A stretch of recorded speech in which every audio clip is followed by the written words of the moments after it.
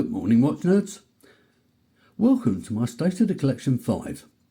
The last State of the Collection video I made, strangely enough named State of the Collection 4, was about 8 months ago, in which time I've sold no less than 12 watches and bought 12 watches. You see, I've got a strict policy of sell one to buy one. In total I've got 31 watches, but that includes a golf watch, which I won't be showing you, and my investment Rolex, and that lives in the safe. Here are just a few pictures of some of the watches I've sold.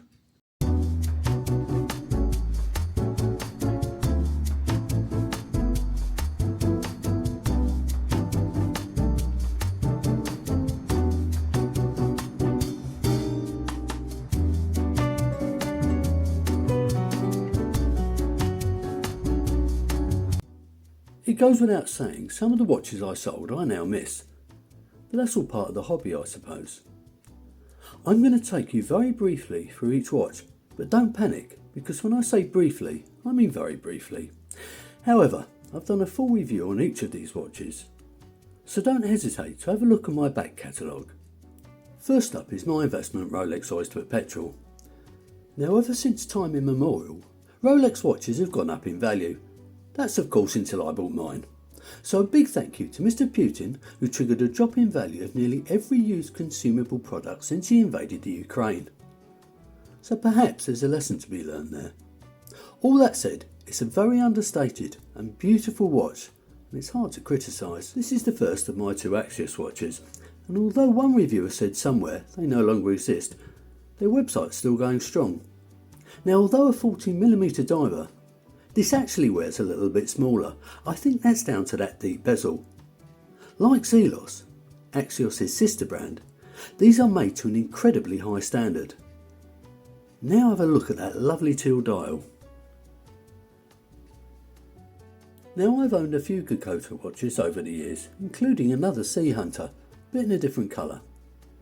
It was the burnt orange dial that drew me to this watch, and doesn't it look great? This is the only watch in my collection now that's got a PT 5000 movement, and this one's running very accurately. Now, I used this watch when I went on holiday this year, and who knows, if I haven't sold it by next year, I might use it again. That's of course if our new government leave me enough money to actually go on holiday. Last year I sold my Phoibus Voyager 3 to buy something else, although I can't remember what it was. I regretted it ever since. Now, when Simon over at Watch the Time advertised this one, with its malachite dial, I just couldn't resist doing a deal. I'm determined to keep this one, and suspect it might be with me for a while. Here is my other Phoibus watch, and in my belief it's the best watch they've ever made. This is a Narwhal with a 38mm dial. The original version was somewhat larger, but I think this one is perfect for most wrist sizes. Again, this has got a natural stone dial. If any of you out there have ever fancied a Phoibus watch but never owned one, I seriously recommend you give it a thought. I own two Marne watches, and this is the Hudson. Marne are a Dutch brand, but their watches are made in Switzerland and they've got Swiss movements. I love the simplicity and wearability of this watch. It's one of those divers you can wear as a dress watch, and there aren't many of those around. If you don't normally watch my videos, you may not know about this watch. Now, Canopy were a brand based in the USA, but to my knowledge, this was their only watch. Now, it's made to an incredible standard, and it's got a Sellita SW200 inside it, and it's got this beautiful crushed carbon bezel insert. Including VAT, one of these would have cost me about £600, but I managed to pick one up in mint condition on an eBay auction for £279. The only thing they got wrong was a poor application of lume, but otherwise this is really a top-notch diver. This Father's Horizon is an Italian microbrand that was manufactured in Switzerland. Whilst it's a stunning watch with a very good spec, I believe the owners got the price quite wrong, as a new one of these really isn't very cheap. I'll leave it to you to have a look on their website if you fancy one. Now, I was lucky enough to pick a good used one up from Kieran over at Top Tier Ticker for a very good price. Well, I think I bought it from him. This Batavi Cosmopolite GMT is my only GMT diver, and isn't it an absolute stunner? Its greatest feature is the sapphire bezel insert. Although this does have a Soprod C125 Swiss movement inside it, which is extremely accurate. This is one of two Batavi watches I own. And whilst they aren't cheap, they're very well made and their designs are always quite unique. Like the canopy, this was a one-off, and this is definitely one of my favourite watches. It's the Coast Pacific Explorer, and it came in either a sports or a diver's model, this obviously being the diver. I love the brushed bronze dial and the bronze and stainless steel bezel, which incidentally has a fantastic action.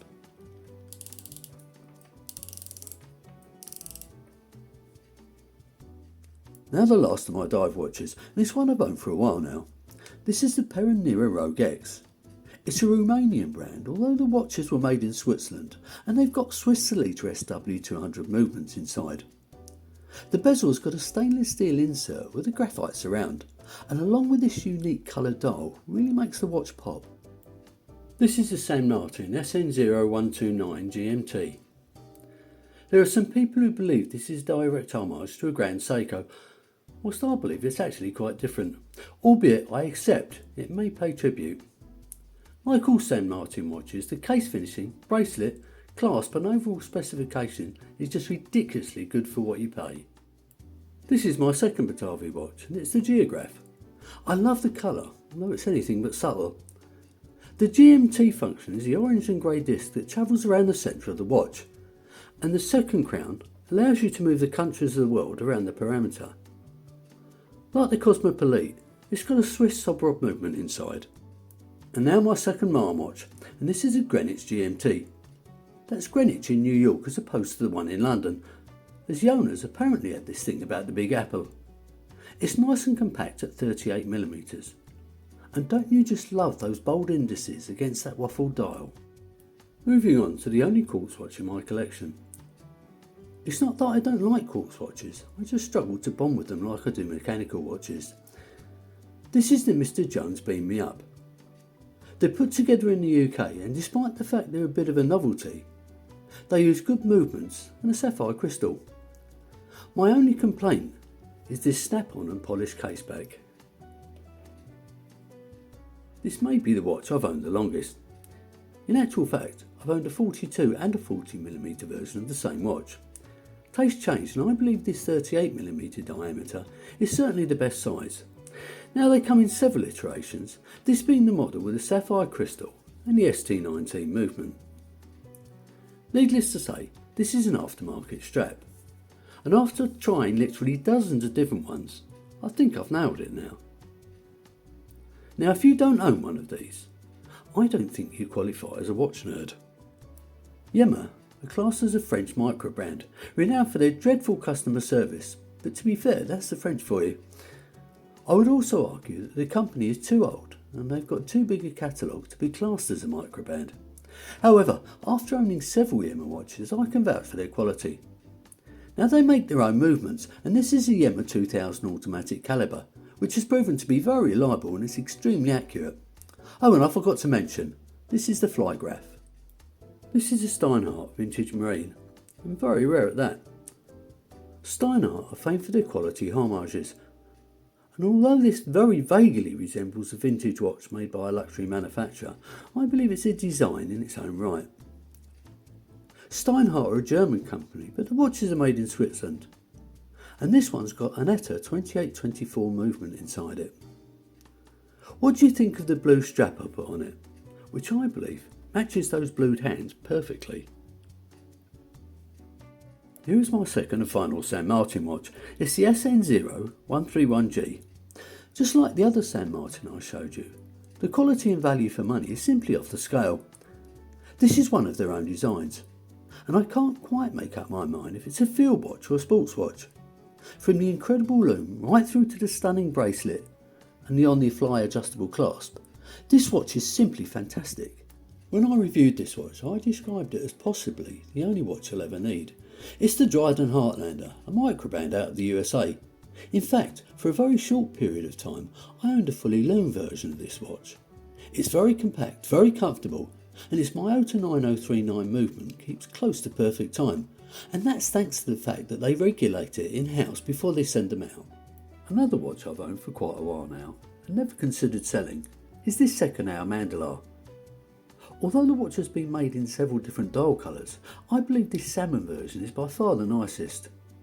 Second Hour, an Australian brand, highly thought of in the microbrand market. And this is one I just can't ever imagine moving on. I'm now moving on to the bottom tier of my watches, which are my sports and dress watches, albeit the difference between the two can sometimes be quite difficult to define. This is my Christopher Ward 12, one of my more recent purchases, and what a cracker. There are several luxury watches this vaguely resembles, but I always think of the Omega Aquaterra. Like all Chris Ward watches, the quality is incredible, although I had to regulate this one when it arrived because it was running quite fast. I love the 12-sided bezel, and the integrated bracelet is a work of art. It goes without saying though, the dial's a star of the show. This is my newest purchase, the Dorenzo DRZ02R. The company is owned by Sergio Dorenzo, who lives in Switzerland, designs the watches himself, QC checks them himself, and even regulates them himself if required. The entire watch is an absolute piece of art, and this purple dial is just breathtaking. Now, as well as being a bit of a stunner, you get a scratch-proof coating, Inca block protection, and 200 metres of water resistance. If you haven't had a chance yet, I suggest you watch my review on this one. It was only about 2 months ago. If not less, I landed this Astor Banks Fortitude, yet another microbrand out of the USA. In actual fact, these were also put together in the US, as well as being QC checked and regulated there. Whilst this dial colour is outstanding, unfortunately I can't help feeling that the rest of it's just a little bit vanilla, if you know what I'm saying. That said, this is a watch I've been after for quite a while, so it's not going anywhere at present. Blimey, I've had this one a while. It's the Relio Solstice. Relio are a brand out of, guess where? You got it, it's the bloody USA again. California to be precise. This red sunburst fume dial is fantastic, and the great lume makes this watch look as good after dark. Now, I particularly like the unusual case with its cut-out sandblasted sides. For what you get, this is a pretty well priced timepiece, so you may want to have a look on their website. This Orient Star is classed as a dress watch, but at 39mm I can't help feeling it's more of a sports watch. Let me know what you think in the column below. The Orange Star range are finished to a much nicer standard than their normal range and include better movements and a sapphire crystal. Although I certainly wouldn't want it on every watch, I think my favourite part of this one is the power reserve gauge, and this movement gives you no less than 50 hours. Do you know, I didn't realise how many American microbrand watches I own until I did this video, and here's another one. This is the Atticus Meteora, and in my opinion reminds me of a 38mm version of a Rolex Oyster Perpetual. This has got a silver linen dial, and in the right light this watch actually looks quite stunning. These may not break the bank, but to be honest they aren't fantastically cheap either. However, the overall quality and spec won't leave you feeling ripped off, far from it. I bought this Christopher Ward C65 vintage on an eBay auction. I spotted it with literally seconds to spare and got it at a bargain price. When it arrived, I was amazed how good the condition was, although there wasn't a box. To be honest, I wasn't even sure if I'd like it, but now I just love its classic looks and it wears so well. Hasn't this Axios Tribune got a lovely champagne sector dial? It came on a leather strap originally, but I think this Harris True one looks absolutely great. This is the only watch presently in my collection that I'm considering selling, though I'm not quite sure why. If you're interested though, drop me a line. Like all Axios watches though, the quality is absolutely outstanding. Last but not least is my other luxury watch. It's the Tudor Black Bay 36. It's a watch that's hard to fault, especially with its very accurate T600 movement, which in reality is a top grade customised Sleater SW200. If I were to make any complaint, I have to say that the brushing on the top of the lugs really isn't that great. There we go. Especially for a watch at this price. I have to say though, this is one of the most comfortable watches I can imagine wearing. Well, that's it folks. That's my entire collection, and I'd love to know which ones are your favourites, so let me know in the column below. As usual, if you've enjoyed the video, please click on the like button, subscribe if you haven't already, and enjoy the rest of your day.